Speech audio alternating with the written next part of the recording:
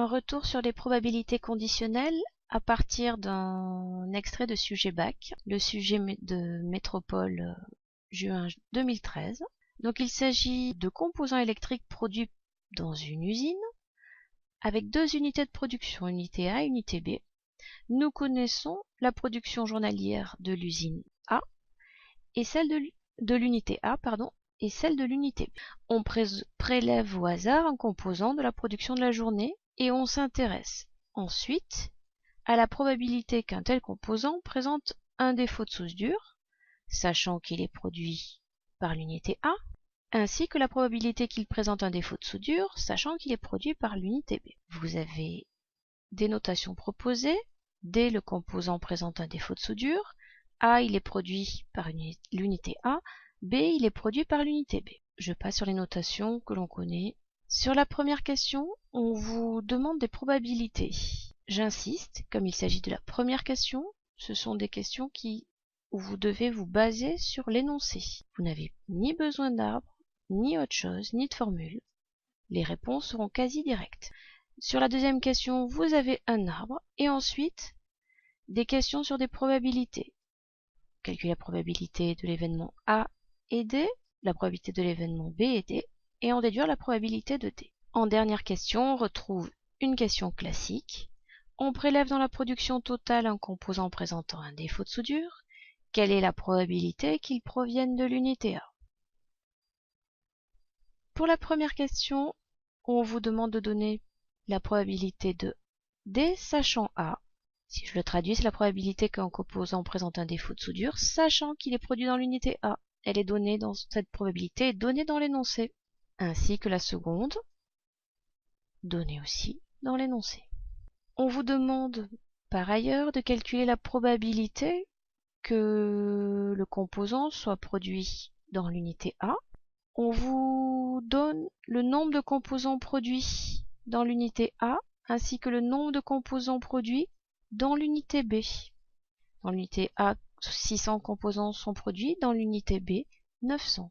Il suffit ensuite, la probabilité de A étant le nombre de cas favorables sur le nombre de cas possibles. 600 sur 1500, on trouve 0,40. On fait de même pour B. Ces deux valeurs seront utilisées, bien sûr, pour l'arbre de probabilité. Avant de compléter l'arbre, je vous rappelle l'énoncé. On vous parle d'un composant qui est produit dans deux unités, unité A et unité B.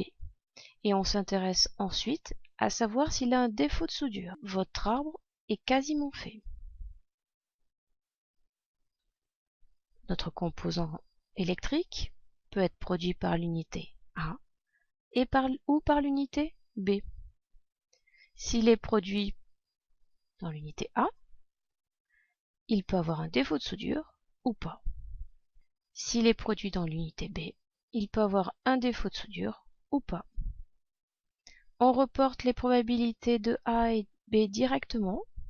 Je vous rappelle qu'ici, vous avez la probabilité de D sachant A. De même qu'à ce niveau, vous avez la probabilité de D sachant B. La probabilité que l'élément ou le composant ait un défaut, sachant qu'il est produit dans l'unité B. On peut en déduire les deux autres branches. Ici, vous devez avoir un total de 100%. 1. De même pour B. Pour les questions 3, on vous demande de calculer la probabilité de A et D ainsi que la probabilité de B et D en s'aidant de l'arbre. La probabilité de A et D, c'est la probabilité que le composant soit produit dans l'unité A et qu'il ait un défaut. On suit le chemin correspondant pour le calculer. Il suffit de faire le produit des probabilités que l'on rencontre. Nous trouvons 0,56%. De même pour la probabilité de B et D, je vous montre le chemin. Il suffit de multiplier les probabilités correspondantes. Dans la question 3, on vous demande aussi de trouver la probabilité que le composant ait un défaut de soudure. Les composants ayant un défaut de soudure correspondent à nos deux chemins. On va donc utiliser la formule des probabilités totales et additionner les deux probabilités trouvées précédemment. Nous arrivons à la dernière question. Cette fois-ci, l'énoncé se présente un peu de manière différente.